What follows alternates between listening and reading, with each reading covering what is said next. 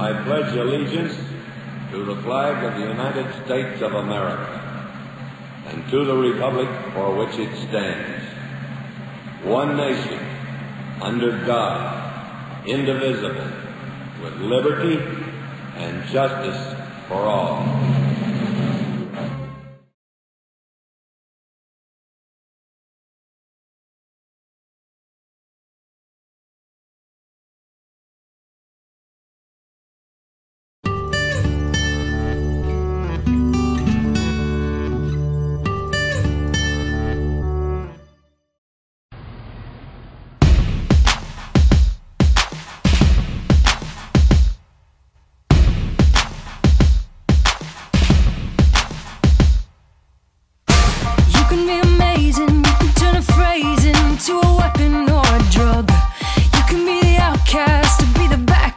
Somebody's lack of love, or you can start speaking up. Get the book at asapscience.com. Alright, so the world has seemingly become utterly divided on this dress. What colors do you see? On the one hand, we have team black and blue, on the other, team white and gold. We asked on Twitter and got hundreds of responses for both white and gold and black and blue. For what it's worth, we both saw black and blue and thought this was a massive prank at first. So how can it be possible for people to see it so differently? It's a phenomenon known as color constancy. Take this cube, for example. The middle square on the top appears to be a shade of brown, while the one on the side looks much more orange. But in actuality, they're both the exact same color. We promise we haven't cheated here or done any trick photography. Instead, our brain looks at the context, sees a shadow, and instantly thinks, oh, shadows make objects appear darker. And so the brain compensates and interprets the square as lighter than it appears, until the shadow is taken away. Back to the dress, and we have a similar situation, except here the context is very arbitrary. We're so close up to the dress that we don't really know its surroundings, and the brain has to make assumptions. People who picture the dress as white have brains which may be interpreting the dress in a blue-lit room, for example, as in it's near a window with a bright blue sky. It makes perfect sense then that the white dress would be tinted blue and that the gold color wouldn't really change. On the other hand, the brains of people who see it as black and blue may be interpreting the dress in an artificially lit setting like somewhere with yellow lights. As a result, the brain sees the gold as just a reflection off of the black and believes that the blue has been unaffected. Chances are that this image just happens to be perfectly ambiguous to our brain, meaning it all comes down to individual perception and even how and where you view the image.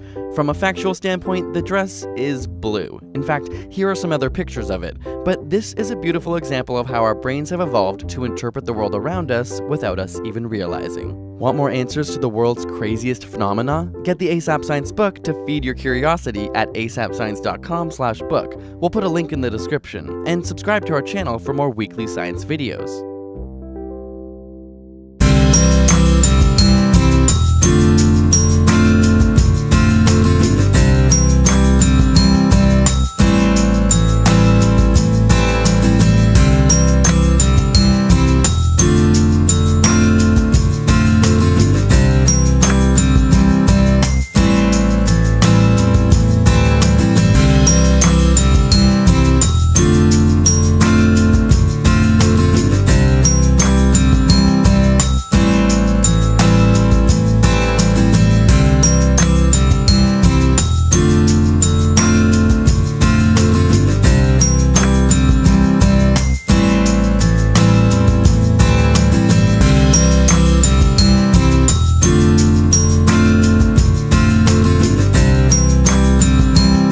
More drivers are fatally striking trees on Interstate 95 in Jasper County than in any county along the state's deadliest highway.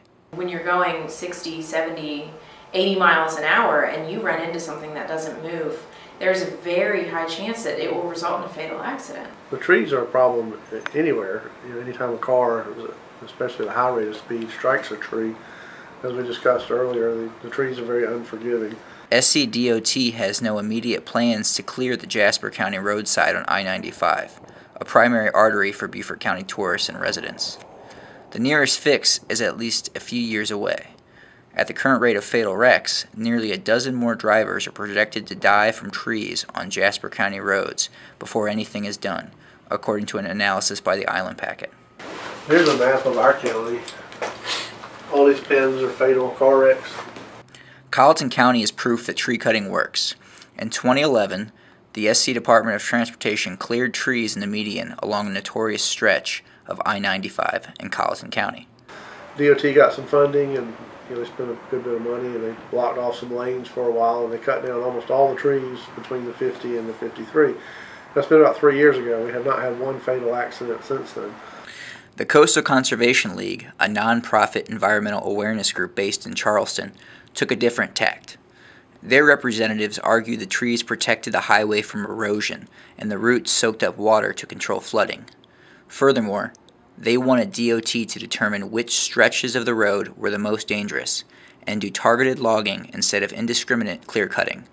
Natalie Olson, an attorney for the group, said cutting the entire 23 miles would have been overkill.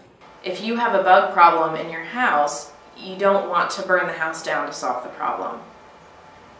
We have safety issues when it comes to our roads, but there are a number of solutions that we need to look at before we jump to the first conclusion. SCDOT says it must find funding and address environmental concerns. This comes at a time when state legislators are far more concerned with directing dollars to repairing the state's decaying roads and bridges, not cutting down trees. I think funding is a big problem.